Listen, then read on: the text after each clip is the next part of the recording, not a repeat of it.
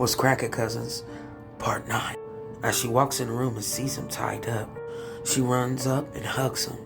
He looks badly beaten, he's skinny, he's barely staying coherent when he's talking to her. She's just looking around, she's like, what's wrong with him? Did you drug him? The uncle says, how the fuck am I supposed to know? I wasn't here. Hurry up and get your attention so we can leave. She looks over at the girl winks. The brother-in-law says, alright, your time's up. She says, you don't have to do this. He said, but I do.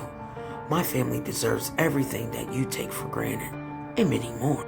She says, you can have it. I'll give everything to you. We don't even have to speak about this ever again. He said, bitch, now you know it's not that easy. But see, my brother did die while still being married to you. It'll be easy to pretend to be him and sign those papers and get things collected. He looks over to the girl and he says, shoot. She raises the gun up and aims for her. She's thinking like, damn, is she gonna do it? Is she gonna turn on me? She says, bitch, I thought I could trust you. The girl rubs her belly and says, you can't. Hurries up and turns the gun to the brother-in-law. Bah, bah, bah, bah, bah, bah, bah, bah, bah. The brother-in-law just drops backwards. Boom! She starts to untie her son. She's like, if he gets up, we gotta get out of here. So she don't know who's gonna come out the woodwork just off of what she's seen happen outside. The girl said, don't worry, nobody's coming. We can get him out here. She said, this is all you need. Let's hurry up. Let's get him outside. So the girl and the mom help kind of carry the son out to the truck. She looks over and she asks the girl, like, are you coming? The girl said, no, I gotta get to my family, because it's only a matter of time that they'll be hit. She said, no, you're pregnant. And there's no guessing, you're pregnant by my son. So that's my grandbaby. I have to take care of you. You have to come with us. We can come for your family.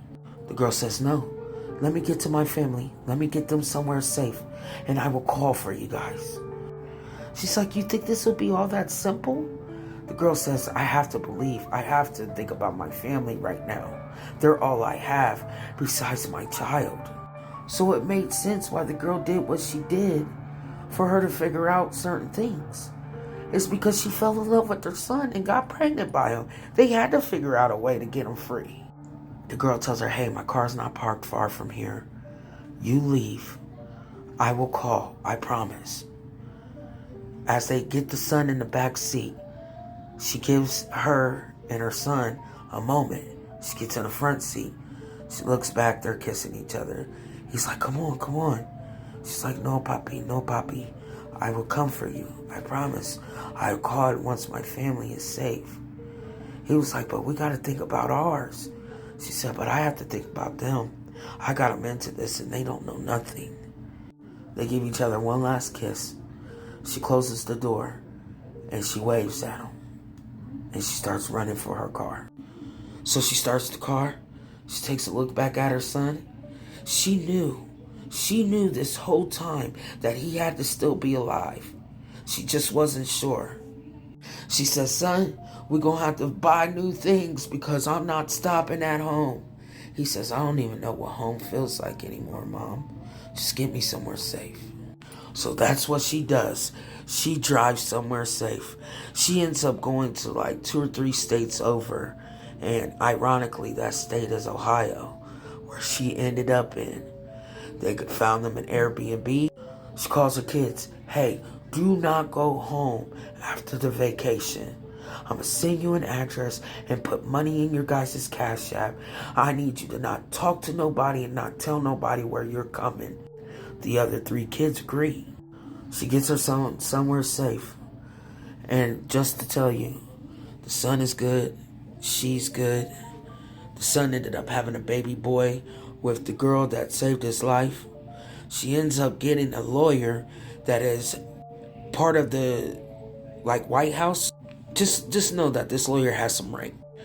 And she goes and she sues every last politician in that small town. She had enough evidence to prove her ex-husband's murder, to prove her son's kidnapping, and what had happened. There was enough witnesses to pinpoint things that they didn't need the sheriff, the husband, or the brother-in-law to say anything. They were already caught red-handed.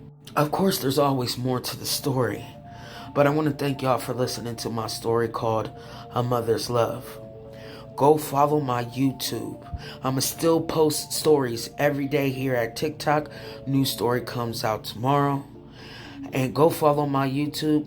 There'll be longer stories, more stories, commentary, reactions. Just know everything that you are looking for will be on that YouTube. Cousins Visions. And because of y'all, that's why it's called Cousins Vision. Thank y'all for listening to A Mother's Love. I hope you love it. And I'll see you guys' next story.